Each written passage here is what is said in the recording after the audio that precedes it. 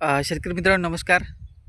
या ठिकाणी आपल्या हळद पिकाला लागवड करून जवळपास 25 दिवस पूर्ण झालेले आहे आणि बघू शकता अशा प्रकारे आपल्या हळदीची उगवण झालेली आहे. मित्रांनो आतापर्यंत याला आपण एक भेसल डोस टाकून माती लावलेली आहे आणि लवकरच याला आपण पाण्याची कमतरता याला भासवत आहे, तर आपण याला ड्रीप थरण्याचं काम पूर्ण करत आहे.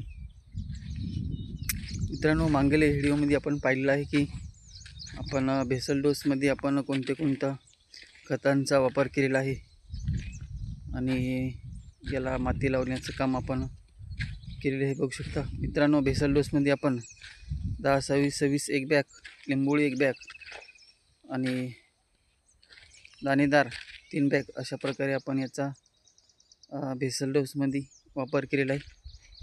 आणि भेसल डोस टाकून पॉवर टिलरच्या सहाय्याने आपण याला अशा प्रकारे माती लावून जे काही आपला भेसल डोस टाकलेला आहे तो पूर्णपणे